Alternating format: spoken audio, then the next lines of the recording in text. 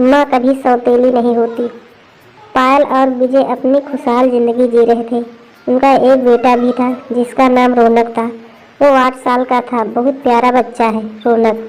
विजय को काम की वजह से परिवार के साथ समय बिताने को नहीं मिलता था, परंतु पायल को अपने पति से कोई शिकायत नहीं थी, क्योंकि वो जानती थी कि विजय कितनी मेहनत करता है और वो ये सब अपने परिवार के लिए ही कर रहा है। पायल बहुत समझदार थी। वो विजय और रौनक का बहुत ध्यान रखती थी।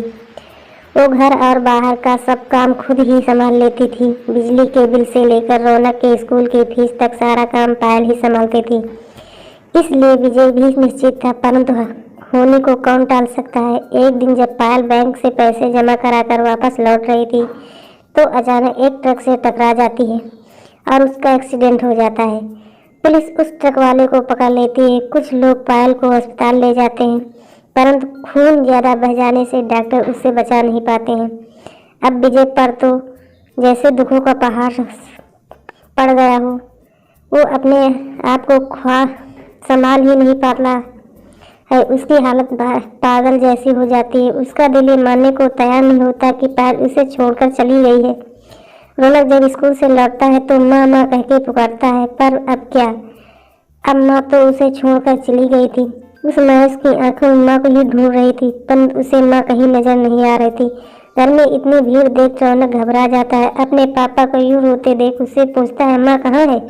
माँ को क्या हुआ? बोल पापा, माँ कहाँ है? पर विजय के पास उसे मायूस वाले सवालों का कोई जवाब नहीं होता है। तभी रौनक की नजर आंगन में सफेद चादर में लिपटी उसके माँ की लाश पर पड़ते ही रौनक तुरंत पायल के शरीर पर से लिपट जाता है और जोर जोर से रोने लगता है। माँ माँ उठो ना, माँ उठो। अब मैं कभी शरारत नहीं करूँगा, खाना भी सही टाइम पर खाऊंगा, तुम उठो ना। रौनक की ये हालत विजय से देखी नहीं जाती। और रौनक को अपने सीने से लगा लेता है और दोनों जोर जोर से रोने लगते हैं। शामिल हुए कुछ रिश्तेदारों में से कुछ लोगों ने दोनों बाप बेटे को साधना दी और विजय को समझाया कि अब पायल के अंतिम संस्कार का समय हो गया है। विजय ने अपने आप को संभाला और पायल को अंतिम विदाई दी। अंतिम विदाई देते समय विजय की आंखों के सामने पायल की एक बात याद आ रही थी।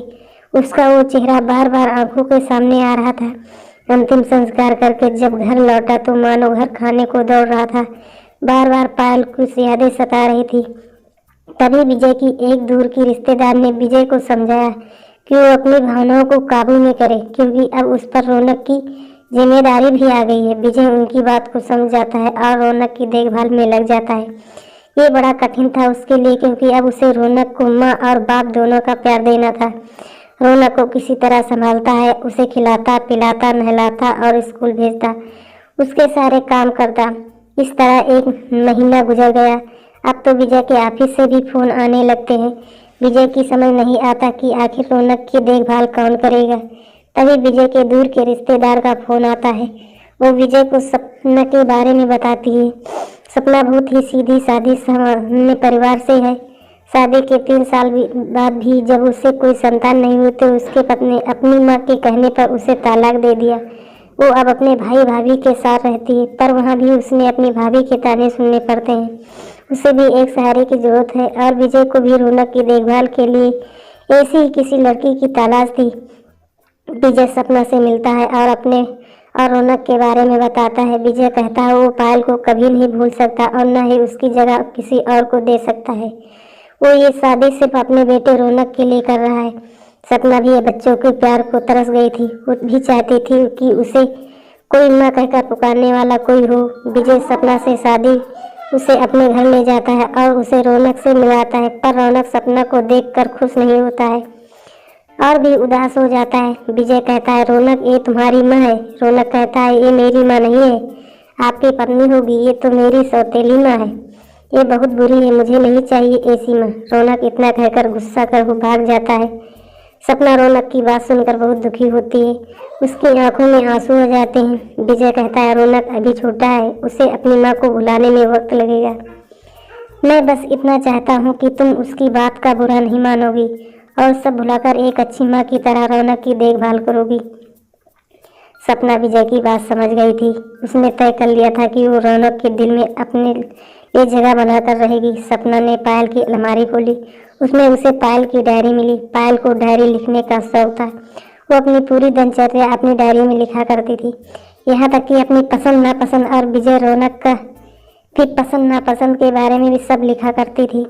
सपना ने दूसरे दिन सुबह जल्दी उठकर नहा धोकर पायल की लाल रंग की कांजीवरम साड़ी पहनी, जो कि रौनक और विजय दोनों को बहुत पसंद थी। पायल जब जब वो साड़ी पहनती, विजय उसकी तारीफ के बिना नहीं रहता। रौनक को भी उसकी माँ की ये साड़ी बहुत पसंद थी।